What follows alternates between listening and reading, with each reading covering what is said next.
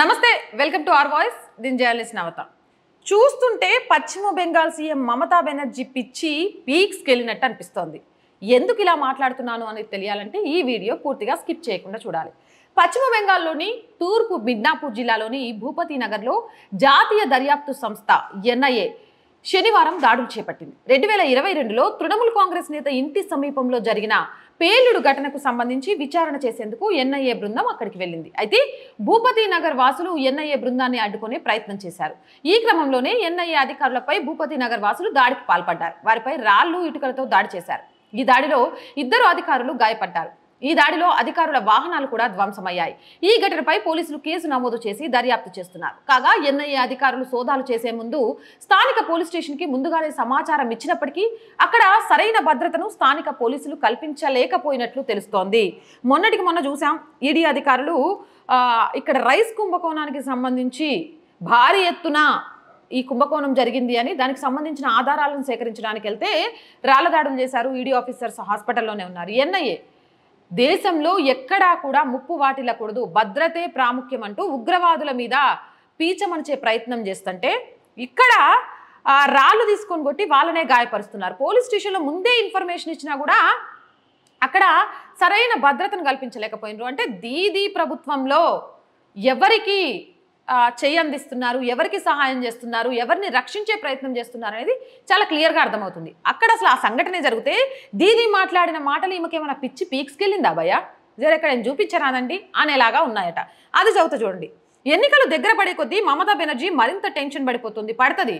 ఎందుకు అనంటే అక్కడ మత్వ కమ్యూనిటీకి సంబంధించి ఇదే మమతా బెనర్జీ మీకు భారతీయ పౌరసత్వం ఇస్తా అని చెప్పి ఏమంటారు కాకమ్మ కబుర్లతోటి అధికారంలోకి వచ్చింది. కానీ గత ఎన్నికలకు ముందు నరేంద్ర మోదీ ఇదే మత్వ కమ్యూనిటీకి సంబంధించిన పెద్దావిడ దగ్గరికి వెళ్ళి మేము గనక అధికారంలోకి రావడానికి మత్వ కమ్యూనిటీని సహాయం చేసే విధంగా చేస్తే ఖచ్చితంగా మళ్ళీ ఎన్నికల వరకు మీకు భారతీయ పౌరసత్వం ఇస్తామని హామీ ఇచ్చారు.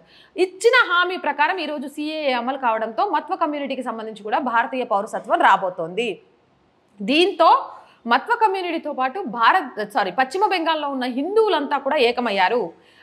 ఈసారి బీజేపీని గెలిపించుకోకపోతే ఖచ్చితంగా హిందువుల మనుగడ పశ్చిమ బెంగాల్లో అసాధ్యం అనే విషయాన్ని గ్రహించారు. సందేశ్ కలి సంఘటన కానీ మరొక సంఘటనలు కానీ అక్కడ జరుగుతున్న తీరు ఈ దెబ్బతో అధికారం పిచ్చి పట్టిన జనాలు ఎట్లుంటారంటే అధికారం పోతుందంటే వాళ్ళు ఏం మాట్లాడుతుంటారో ఏం చేస్తారో తెలియక అదొక అసహనం, అదొక భయం మధ్యలో మాట్లాడుతుంటారు చూడండి. అలాంటి మాటలు అలాంటి చేతలే ఈరోజు మమతా బెనర్జీ చేస్తుందట. అది ఎలా అంటే బాంబులు తయారు చేస్తున్న ఒక ముఠాను పట్టుకోవడానికి నేషనల్ ఇన్వెస్టిగేషన్ ఏజెన్సీ పశ్చిమ బెంగాల్లోని గ్రామానికి వెళ్ళింది. ఎన్ఐఏ ఆ గ్రామంలో తనిఖీలు జరిపి కొందరు బాంబు తయారీదారుల్ని పట్టుకొని తీసుకెళ్తున్నారు. అంతలో కొందరు గ్రామస్తులు ఎన్ఐకి అడ్డుపడి బాంబులు తయారు చేసే వారిని వదిలిపెట్టాలని డిమాండ్ చేశారు. ఎన్ఐఏ టీంను అక్కడి నుంచి కదలనీయకుండా చేసి కార్లపై దాడులు చేశారు. ఇక ఇదే ఛాన్స్ అని మమతా బెనర్జీ రంగంలోకి దిగింది. చూడండి, ఎన్ఐఏ ఎవరిని ఉత్తగా అరెస్ట్ చేయదు. నిజంగా కూడా ఈరోజు ఎక్కడికక్కడికి వీళ్ళు సోదాలు సఫలమవుతున్నాయి కాబట్టి ఎన్నికలకు ముందు భారతదేశంలో ఏదో ఒక అరాచకం చేయాలి అనుకునే వాళ్ళకు చెక్ పడుతుంది. మొన్న అస్సాంలో చూసాము, యూపీలో చూసాము. ఇలాంటివి జరుగుతున్నప్పుడు ఎన్ఐఏ అధికారులు వస్తే వాళ్ళకు కావాల్సిన పోలీసు సిబ్బందిని పంపించి అక్కడ ఉన్న ఇలాంటి ముఠాలను పట్టుకోవడంలో రాష్ట్ర ప్రభుత్వాలు సహకరించాలి. కానీ ఇక్కడ రాష్ట్ర ప్రభుత్వంలో అధికారంలో ఉన్న మమతా బెనర్జీ ఏం చెప్పింది తెలుసా? చూడుండ్రి. అమాయకమైన గ్రామస్తులపై ఎన్ఐఏ అధికారులే దాడులు చేస్తున్నారని ఉల్టా ప్రచారం ప్రారంభించింది. ఈమె దృష్టిలో బాంబులు తయారు చేసేవారు సాధారణ పౌరులట, వారు ఏ పాపం ఎరుగని అమాయకులట. అలాంటి అమాయకుల్ని ఎన్ఐఏ ఎలా అరెస్ట్ చేస్తుందంటూ మమతా బెనర్జీ మీడియా ముందు మాట్లాడింది. అరే భయ్యా, ఎన్ఐఏ అమాయకుల్ని అరెస్ట్ చేసింది అని మమతా బెనర్జీ మాట్లాడటంలో ఆశ్చర్యం ఏముంది చెప్పండి? ఈమె 1200 మంది మాన ప్రాణాలతో ఆడుకున్న ఒక రాక్షసుని 5,000 కోట్ల కుంభకోణాలు చేసి అక్కడికి వస్తున్న ఈడీ అధికారుల మీద దాడి చేయించిన ఒక మృగాన్ని, ఒక మండల స్థాయి లీడర్ అయ్యుండే అరాచకాలు, బాంబు దాడులు, బెదిరింపులు, కొట్లాటలు చేస్తున్న ఒక మూర్ఖుణ్ణి పోలీసుల కోర్టుకు వెళ్లకుండా కాపాడేందుకు ఈవిడ ఎన్ని స్టంట్లు వేసిందో మనకు తెలియదా?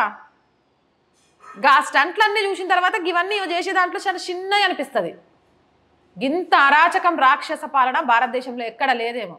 ఇప్పుడు అక్కడ ఓటర్లు ఆలోచించాలా, ఎవరికి ఓటేయాలి, ఏ పార్టీని గెలిపించాలి, ఎవరితో తమకు రక్షణ ఉంటుంది అనేది. ఏదేమైనా కానీ దీది పని కేల్ కథం దుకాన్ బందేనట పశ్చిమ బెంగాల్లో. మరి మీరేమనుకుంటారు? కింద కామెంట్ సెక్షన్లో పెట్టేయండి.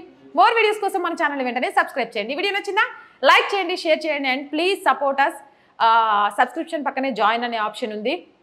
1 to 5 లెవెల్స్లో లేదా స్క్రీన్ మీద గూగుల్ పే, ఫోన్పేతో పాటు అకౌంట్ డీటెయిల్స్ ఉన్నాయి. మీరు చేసే ప్రతి చిన్న సహాయం కూడా ఖచ్చితంగా మన ఛానల్ ఇంకో లెవెల్ పైకి వెళ్ళడానికి ఉపయోగపడుతుంది. సపోర్ట్ చేస్తారని ఆశిస్తున్నాను. జై భారత్.